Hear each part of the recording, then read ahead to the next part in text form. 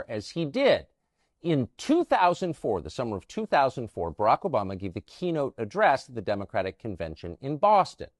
And when he walked to the podium, probably only a small percentage of people in the room knew how to pronounce his name. He was totally unheard of. No one knew Barack Obama. At the time, he was a state senator in Illinois. 4 years later, he once again spoke to the Democratic Convention, but this time as the nominee.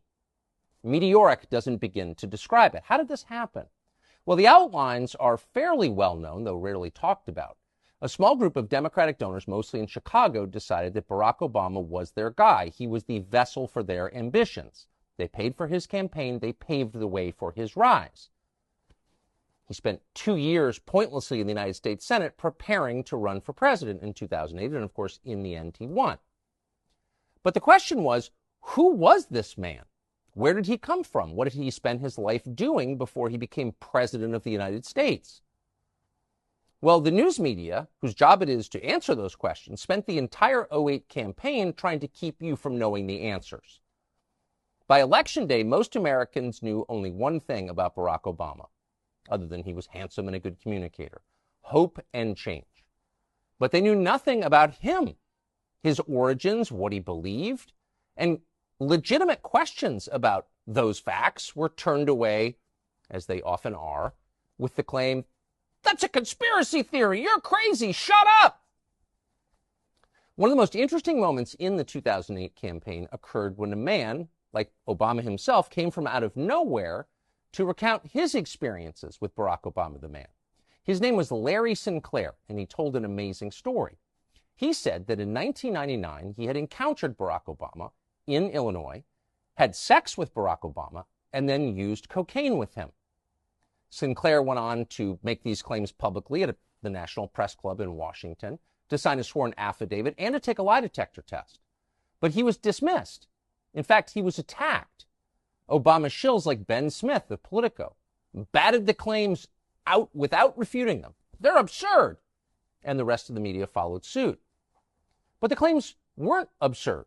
We're not claiming they're true, but they were certainly credible. This was a first-hand account of Barack Obama's behavior by someone who was willing to sign a sworn affidavit to that effect. So the question is, whatever happened to Larry Sinclair? What's his life been like since? That's an interesting story. It turns out Larry Sinclair is still alive. He lives in Mexico. But today, he's in our studio, and we're happy to have him. Larry Sinclair, thank you so much. Thank you for inviting me. Where did you meet Barack Obama? It was by accident. I was in the Chicago area in '99 for Lee Duke's graduation from the Naval Academy. Who's Lee Duke? He's basically my godson. Okay. I had hired a limousine service. I'm sorry to interrupt. Did you live in Chicago then?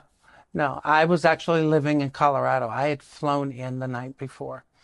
Okay. So I had hired a limousine service, had made the driver aware that if Lee couldn't leave the base, because once they graduate, some of them actually get their assignments and they're shipping out and they can't leave the base, that I was still interested in going out.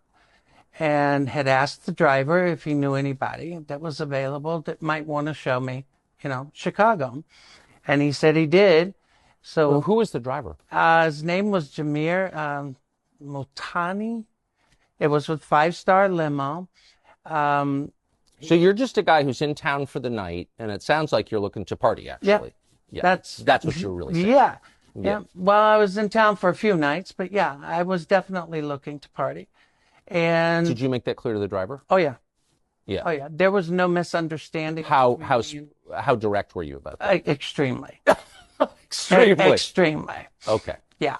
There was no doubt what I was looking for. Okay. And he picked me up at my hotel in Gurnee and drove into Chicago, pulled up in a bar outside, and there's this guy that's introduced to me as Barack Obama. It was literally that casual. Had you ever heard of him? No. Did the driver know him? Yep. The driver definitely knew him because the driver said that he was a friend. Interesting. How would the driver be friends with Barack Obama? I only found out later, dealing with a reporter from Bloomberg News, that apparently the limousine company had been doing business with Tony Resco, that at the time was somehow affiliated Was with in Barack Obama's Obama. orbit. Yeah. Yes.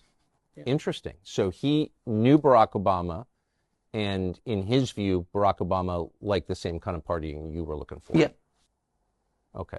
So sex and drugs, in other words. The sex part I wasn't so sure about until, of course, you make your move, but it became obvious very quick. The coke part I thought was interesting because of the way that I had brought it up. So I'm stepping on your story. So you pull up, and I apologize. So you pull up to this bar. The driver is basically scouting some dude for you to hang out with. Correct. There's this guy, Barack Obama. Have you ever heard of Barack Obama? Never. Okay. Never. We're having drinks. I mentioned the fact that I could use something to wake up. I was extremely exhausted. So you went into the bar? Yes, sir. What kind of bar was it? I'm trying to remember. I've been trying to remember the name. I know that the glasses had 3 X's on them because I remember taking one home for a friend of mine.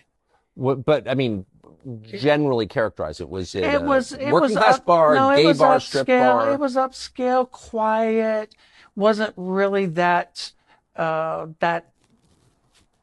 really didn't have a lot of energy to it. It was more relaxed, more like a lounge as opposed to somewhere where people would go and get loud and crazy. Yeah. Which made it easier to talk. But like I said, when I brought up the fact that I could use something to wake up, he immediately knew what I was referring to, had made it clear that I was looking for coke, and I really was, and had made the suggestion that he knew where we could get it, and we left to go get it. Interesting. Did he say what he did for a living? Nope. I had no idea that he was a representative in the Illinois House. I had no idea he was in politics. I just knew that he was supposedly married and at the time was going through some issues with the marriage. He said that? That was made clear, yeah. Did he say what kind of issues? No. Do you remember? No. So you said, I'm looking for someone to wake up. He knows you're referring to cocaine.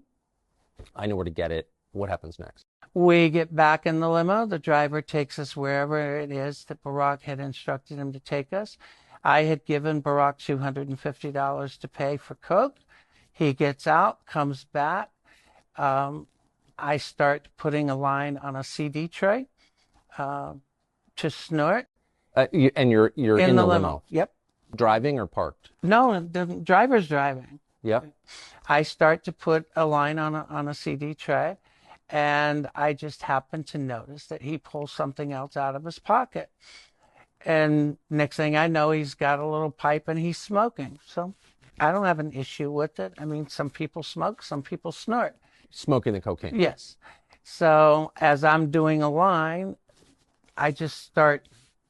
This is the part where you kind of make your move to see where things are going. So I just started rubbing my hand along his thigh to see where it was going, and it went the direction I had intended it to go. So the night became somewhat active sexually and drug-wise in the limo. So you hit on him. Did he seem shocked by that? Not at all. Yeah. I mean, if you're smoking crack with a stranger in the back of a limo, like, you got to imagine things might go crazy places. Well, not only imagine it, I look at it this way. I've done a lot of crazy things in my lifetime. I'm a pretty good judge of character, and I pretty much know whether or not I can move in a certain direction with an individual. I didn't feel that I was going in the wrong direction. I just wasn't so sure how much I could trust the individual at first. And that was probably one of my bigger concerns. But the fact that I was already becoming somewhat buzzed, you kind of throw caution to the wind. You weren't sure you could trust the individual. What does that mean? When you meet someone out of the blue and you go to a level that you're doing drugs with, or you're giving money to purchase drugs, or even for sexual activity, You have to be sure that you can trust them. And when I say trust, I mean that you're not going to end up being robbed, or that you're not going to end up having a knife stuck into you, Right. you know, from one direction or another, or that you're not going to pull up somewhere and all of a sudden the car door is going to open and you got 5 people pulling you out of it. Totally. That's what I mean when I Yep. say trust Yep. someone. And you've been around at this point Oh, in yeah. your life, big time. Yeah. Right. So probably not your first time in a situation like this. Not at all. And that's why I said I pretty much know where I can go and Yeah. at what point. So you start rubbing his leg, and I think, I'll just be totally blunt with you, like a man who's not into gay sex would be like, whoa, whoa, whoa, settle down. Trust me, if it was something that you were not interested in, Yeah. and you're right, I've had guys that I read wrong that would literally try to break your hand. For sure. If you went in that route. So it's not like this was something that he wasn't into. It's Yeah. not something that he was shocked by. Yeah. Shocked by, you don't get excited and you don't unbutton your pants and you don't just sit there and let it happen. Yeah. So it definitely wasn't Barack's first time. That much I'm absolutely certain of. And I would almost be willing to bet you it wasn't his last. So you performed oral sex on I Barack did. Obama. You did. In the driver's up front, Yep. and he's cool with this. The driver has the partition up. He didn't have a problem with it. He didn't put it down for any reason. I mean, he kind of set up the whole thing for this in the first place. Exactly. And I have a funny feeling he had no bones to pick with it as far as what took place in it. Yeah. So what happened after? Afterwards, I actually went back to my hotel. I had specifically asked that he drop Barack off first, but for some reason he and Barack chose that they would drop me off at the hotel first and then he would take Barack. So Barack actually made the drive out to Gurnee, which is a suburb outside of Chicago, to the hotel for me to be dropped off. What hotel was that? It was the Comfort Inn in Gurnee. Ooh, that sounds depressing. Well, you have to remember it was 99. Yeah. No, And it was close to the Great Lakes Naval facilities. yeah. But I got dropped off. They left. The next day was somewhat interesting because he ends up showing up at my hotel room, which I thought was somewhat weird, but He wanted some more. Mm-hmm. So when you say he showed up, he showed up. I mean, I had no warning. I was in the room. There's a knock on the door. I open the door and he's standing there. And he's standing there with more Coke, and he comes in, and it was just like a quick, rehash or rerun from the night before. exact same program. Exact same program. Was he smoking again? Yep. So Barack Obama smokes crack, and then you perform oral sex on him. And like I said, the only reason I had come out about it is I had reached out to the campaign even in 2007, only because I saw all these kids getting excited about it. Okay, wait. So how did that end? Like, Same way. You get off, you finish smoking, you leave. thanks, bye? Mm-hmm. Huh. What did you think of him? I thought it was interesting. I thought he was definitely a con. But, What do you mean by that? well, in my life at that point, you made it clear. I had already been around. Yeah, big time. Yeah.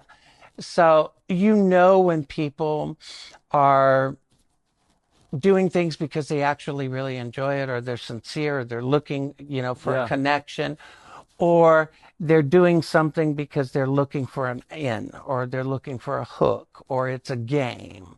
Yeah. So for me, I felt that it was a game for him. It was like, okay, what am I going to get out of it? Or is there something I can get out of it other than just, the sexual part? Right. And lucky for me, I wasn't going back to Chicago anytime soon, so it really didn't matter. So you were left with a bad taste in your mouth. Something, yeah. Yeah. Did you talk to him again? I did not. In fact, And did you have any idea, even though you had sex with him twice, You did cocaine with him, watched him smoke crack twice. You had no idea who he was. I had no idea who he was until I'm sitting in my house in Tequila, Nayarit, Mexico in 2004, and he walked on that stage In Boston. in the DNC convention, and I literally hit the floor. I just hit the floor and was... Wait, so you're watching the Democratic convention from Mexico? I was and the guy that smoked crack in your Comfort Inn with you? I was laughing so hard. And you were sure it was him? I was absolutely positive. How? I don't forget people I've met. I don't forget people I have spent time with. I just don't. And just to restate, because I think you affirmed this, but he used his real name when you Yes. asked him. Did he call himself Barack or Barry? Barack. Barack. And so did the driver. And that's why at first when everybody was referring to him as Barry, I just didn't understand or catch on. Because like I said, I didn't know that much about him other than the fact that, hey, you know, you hook up, you know, today it's Grindr. Back then it was, you know. The limo driver. Yeah. A limo driver or a bartender, you know. You ask and somebody knows somebody or somebody doesn't. Amazing. Amazing. So you're sitting there in Mexico watching this and you think, that's the guy I had sex with who smoked crack with me. Yep. And what do you think? Like I said, I just started cracking up. I freaked out. I had even pointed out to some friends of mine that were at the house that night. And I told them, I said, you're not going to believe this. I said, I blew this guy twice.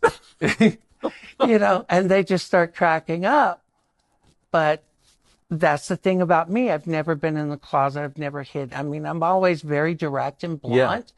Yeah. And, you know, and I'm just like, this is unreal, you know, and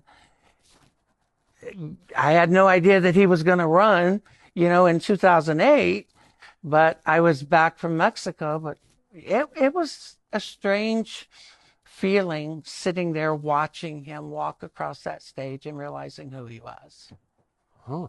So what did you do? You said you reached out to the campaign? Well, I didn't do anything in 2004, but when he announced his run for 2008, I did reach out to the campaign in late 2007 because I had seen a lot of these college kids talking about how thrilled they were, how there was a candidate who was completely honest about his entire life, his drug use, you know, what he did when he was in school.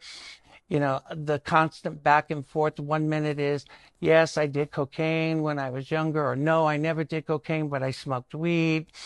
So I just simply pointed out that all I was asking was, look, why don't you just simply come out and say, I did coke and I've done it as recently as 1999. You know, just tell the truth. Put it out there and be honest and let it stay as the truth rather than this back and forth. Never did hear anything back from them immediately. Who did you reach out to? Do you remember? I reached out to actually David Axelrod's office in Chicago. I'm trying to remember the letters because it was actually 3 letters. And did you say I had sex with Barack Obama? This is the interesting part. My first contact with the campaign never mentioned the sex whatsoever. That was actually brought to my attention by someone who eventually reached out to me in late 2007, claiming to be with the campaign, but wasn't with the campaign. What do you mean that was pointed out to you? So you never told anyone in the Obama campaign you did sex with Barack Obama? Not in 2007, no. Interesting. But they knew? Yep. How? Who? Well, that's weird. I'm assuming Barack himself, because the phone calls that I got in late 2007 came from a gentleman that I have repeatedly identified as Donald Young. And it was Donald Young who had mentioned to me that the campaign was not going to acknowledge the sex and the drug interaction. And I was somewhat taken back because, like I said, I had never mentioned the sex to the campaign at all at that point. I had in 2008, but I had not in Okay, 2000. that is amazing, and I want to get to who Donald Young was in just a minute. But I apologize for being a bad interviewer. But let me just ask the obvious question: was what was Obama like on crack? Actually, and I hate to say this because some people are going to think I'm really crazy. I knew a lot of people that smoked it because I was in Miami in the early 80s when it became quite popular. Similar to a friend of mine that I knew in Miami, gets extremely high, calm, almost euphoric. And then as it starts to come down, the twitching and the looking, anything that looks white that's sitting on the seat or the floor, you assume is another piece that fell off that, you can pick up and smoke. But while he was high, pretty much the same. Pretty controlled. Pretty controlled, euphoric, talkative, but not really saying anything. So it was like his presidency. A lot like it. Was it your impression, and of course you would, strictly speaking, no, but was it your impression that this was the first time he'd ever smoked crack? No. You don't, first of all, you don't buy crack, get in a limo, and have a pipe in your pocket if it's the first time you smoke crack. Yeah. You just don't. That makes sense.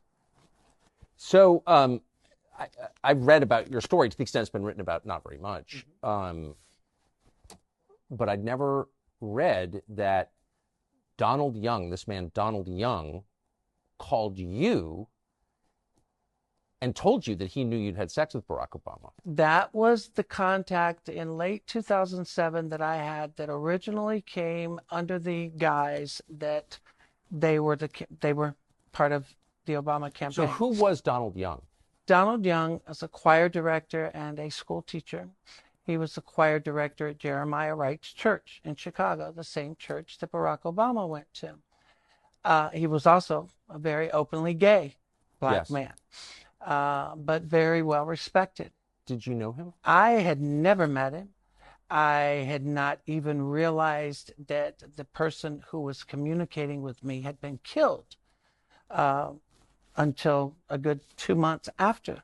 So I'm going to get to that. So Donald Young is the choir director at Jeremiah Wright's church. Yes. And is it publicly confirmed that he knew Barack Obama? Oh, yes. Yes. Donald Young's own mother has repeatedly said that she feels that her son died to protect Barack Obama. It's just interesting that Donald Young would have called you. He's not working directly for the campaign that we know of. Exactly. But somehow he has a copy of your letter. It sounds like maybe Donald Young was on cleanup duty. Somehow he has my phone number. Exactly. And that's exactly what it was. Because like I said, the first calls were, I was led to believe that he was with the campaign. The last conversation that I'd had with Donald Young, he had actually come clean and said that he had been asked to call me and that his job was to get as much information from me as far as who I had spoken to, who I had given any information to, and to get that to them. He had told me to be careful, to watch myself, and to understand that the Barack Obama campaign was not in any way, shape, or form going to acknowledge anything or come out about anything. And he had made it clear that he had known Barack for quite some time and had had an intimate relationship with Barack for quite some time. He told you that? Yep. And that's when I knew that I could at least trust what I was being told. Originally, I had made it clear I didn't feel comfortable with the phone call because something just didn't seem right. But after a couple of calls, it started to all fall into place. And I had said the same thing to myself. Wait, so you didn't know Donald Young existed? Nope. It sounds like you're not very political anyway. You weren't. I wasn't at the time. And you were just annoyed that Obama was talking about cocaine and lying about it. I was extremely annoyed. But the sex part had nothing to do with it. No. Then Donald Young, who you don't know, never heard of, calls up and says, by the way, I know you had sex with Barack Obama. I did too. Yep. Pretty much.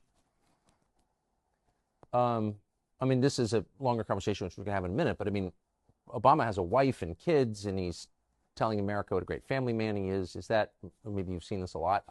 What do you think of that?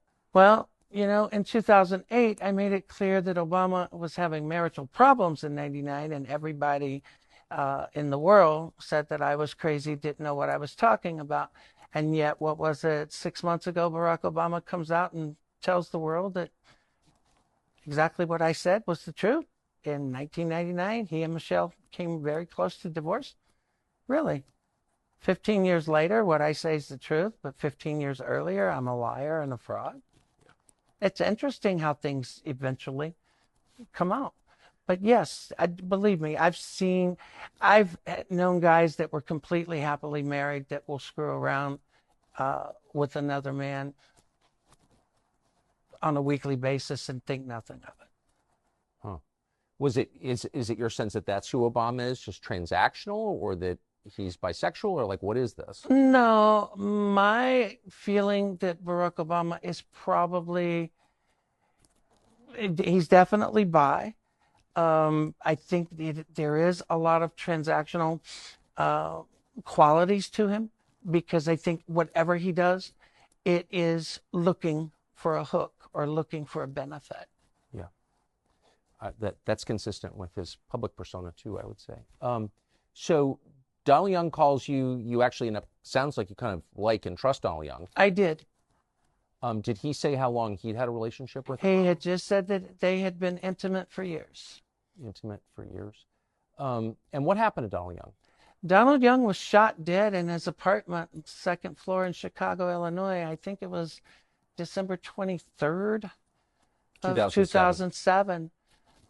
According to the police report and the death certificate, multiple gunshot wounds, close range, no forced entry, second floor apartment, yet not a single resident in the building heard a single shot, but yet they can hear every shot that's fired in the street outside.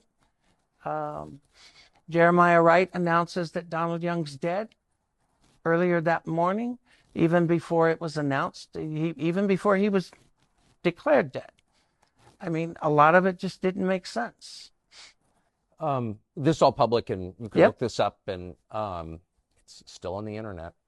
Tell us about Donald Young's mother. Norma Jean Young actually is a former Chicago Police Department employee. Really? Really. She had worked for the Chicago PD. I had spoken with his sister Lorraine shortly after I realized that he was the gentleman that I had been speaking with. There were people at the time that were attempting to have Lorraine and other members of Donald's family file criminal complaints against me with Chicago because they wanted me arrested. They were trying to get the family to say that I was trying to con them or something. To my knowledge, they never did any such thing. But at the same time, I continue to respect Lorraine and the rest of the family. But Mrs. Young had finally come out and told David Nelson, who was a reporter that I knew out of Minnesota, that she was convinced that Donald had been killed, that his death was to protect his friend Obama.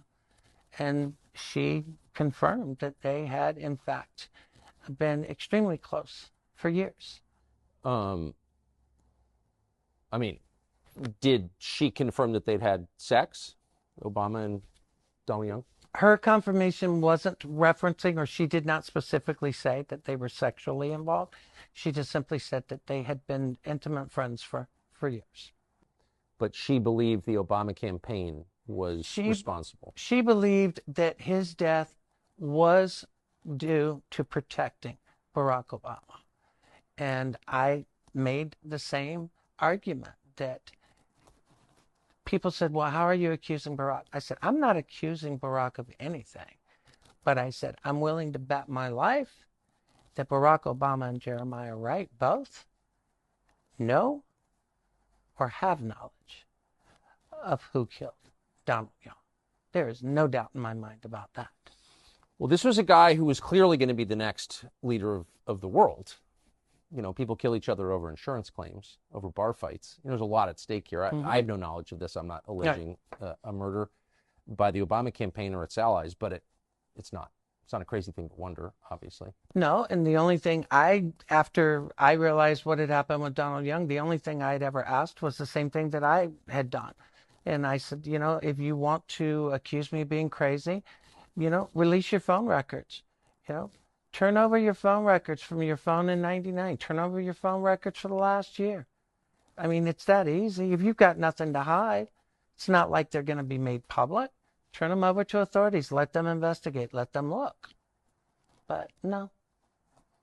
So now seems like a fair time to ask about your motive. So your initial motive was you were annoyed because you believed or you knew that Obama was lying about his drug use. Right.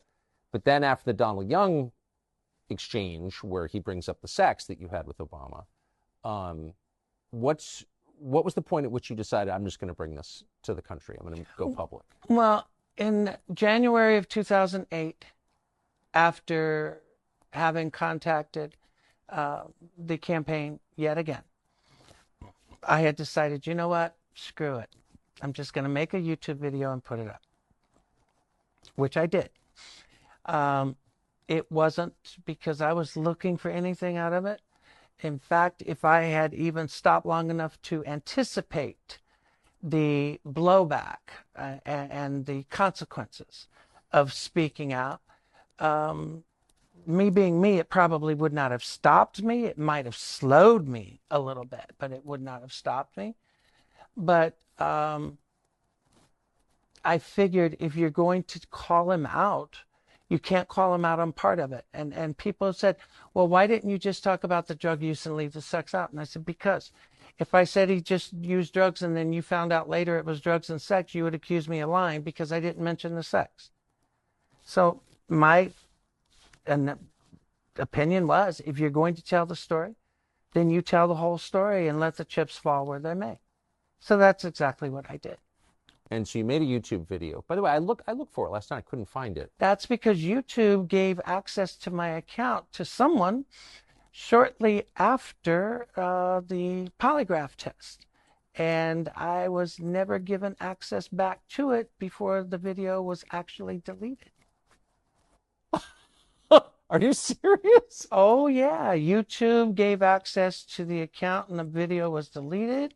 Microsoft gave access to my Hotmail account and all of my emails were circulating the internet, and vacation replies were set up on my email telling people that I was busy giving blowjobs and would get back with them when I was done. And oh, yeah. Man, they wanted Obama to be president. Yep, and they wanted me to be the biggest fraud and nutcase that ever existed.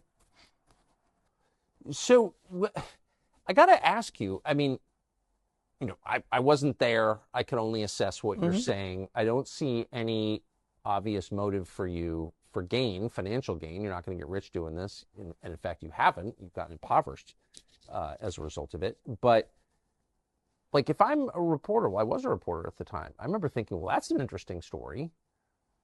But it seemed like nobody in the media wanted to follow up with you. And some people, like Ben Smith at Politico, who's a liar and a shill posing as a journalist, I reread the piece last night that he wrote saying, oh, it's ridiculous. Right off the first graph, it's ridiculous, these claims. Well, I think I have an answer for why a lot of reporters did not want to follow up. And I think it would have something to do with what David Axelrod told a old Chicago Sun-Times reporter, or no, a Chicago Tribune reporter, John Crutzen. Axelrod had been a reporter in Chicago before he went into politics. Well, John Crutzen worked for the Chicago Tribune. And John Crutzen actually came to Duluth, Minnesota and sat down with me and talked with me. And John Crutzen had told me point blank that before he had flown out, that he had spoken to Axelrod, and that Axelrod had told him that they were aware of who I was, and that it was their intentions to destroy me, and that if any reporter had mentioned me to them, they would be completely cut off, and that outlet would be completely cut off from access to the Obama campaign for the duration of the year. So I think that had a lot to do with why reporters didn't bring things up to the campaign, because everybody wanted access to, the new savior. Nobody wanted to be blackballed and denied access to a historic campaign. Yeah, but I mean, if it's the guy's running for president and credible information comes out that he's smoking crack and having sex with dudes, I mean, that seems like a story. Well, it would be a story if the media really cared about telling people the truth about anything. Yeah, they're liars. And that Ben Smith is a liar. Oh, Ben Smith's more than a liar, but you're right. What do you mean more than a liar? He's a complete fraud. Ben Smith, I hear people talking about grifters. Ben Smith to me is a grifter.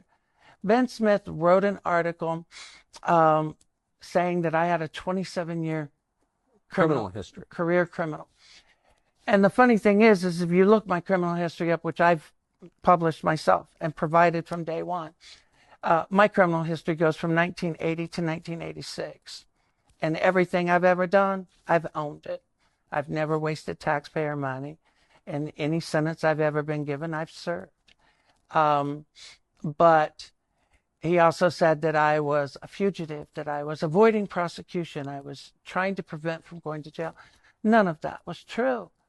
But the media ran with it. Even Greta linked to it and said that people asked me why I would not interview Larry Sinclair. This is why. And she linked to Ben Smith's article. And notice his article was published right when I was preparing to do the press conference at the National Press Club. But hey, the National Press Club, so-called beacon for freedom of the press, they were just as involved in trying to keep the story from ever being... It's interesting. I watched the other night, I watched your entire National Press Club appearance, and in it, you detail your intersections with law enforcement exhaustively. Yep. Every time you've been arrested, you explain it. Every time you've done time, you explain it. So you didn't, from what I could tell, hide your past. No. Why? You can't. I mean, I've never hidden my past in regular everyday life. Why would I hide it in something like this? So, I mean, you're the only person on this set who's had sex with Barack Obama. So I think you're, I don't know, expert on Obama, but you know more than most people. What's your assessment of him now? I think he's the same grifter that he's always been. I think he's still very power hungry. I think Obama is calling the shots in the current Biden administration more than people are willing to admit. I think Obama is hell-bent. I had made a statement during that press conference that I felt that Barack Obama being elected was going to push race relations in this country backwards 50 years. I am absolutely positive I was. Yes, I think you've been vindicated on that. Because race relations in this country has not only gotten pushed back, but everything's about race now. Everything is about victimization now. It's interesting though. Yeah, he's obviously a race hater, very anti-white, but he had sex with a white man. So you have to ask, like, is that real? Oh, for him, of course. I would be willing to bet you I'm not the only white person he's ever had sex with, or male anyway. Yeah. But hey, he's got what he wanted. He is in D.C. He's living the life. He's still looked upon as being the savior of the country. And sadly, people are still giving him that power. And I think it's going eventually to be to the detriment of... Can I just ask you one last question? How did you... I'm just thinking about it. It's very insightful because I knew a lot of people who weren't liberal who voted for Obama purely on the race question. Mm-hmm. And they weren't all self-hating, guilty whites. They were like nice, normal people who wanted to see race relations improve. And that really was the core promise of his campaign. And a lot of people bought it. A lot of smart people bought it. And I saw why they bought it. But you didn't buy it. How did you know that? I grew up in South Carolina in the 1960s and 70s, okay? I'd been gay and knew I was gay since 6 years old. Never hid it, okay? Yeah. I grew up in rural South Carolina, and my first job as a kid was cropping tobacco for a family by the name of Rose that were a black family living across the road from my grandparents. So I grew up as a kid, a gay kid, in an era and an area that would get you killed being gay just as quick as you could be hanging being black. So I actually knew the other side of the track before I knew that I was supposed to act like I was above this or above that. I've watched it my whole life. I know when someone plays, when it comes to acting like they're one way and then in reality they're the biggest racists or bigots alive on both sides. Okay. I knew because he was saying one thing in the campaign, and then if people started to actually listen to what he was saying, remember there was a time when he actually told supporters to show up at a fight with a knife, get in people's face, argue with them if they didn't agree to support him, if they didn't agree to vote for him, argue with them, convince them. Come on. You don't make statements like that and tell me that you're not going to make things about race. He did. Man, that is the one part of your story that we can say unequivocally you're telling the truth about. You saw that, and most people didn't. Larry Sinclair, I'm really grateful that you came. I wish I had interviewed you in 2008. I don't think anyone would have run the interview. But anyway, thank you. You're welcome. Very much. Thank you. Great to meet you. You too.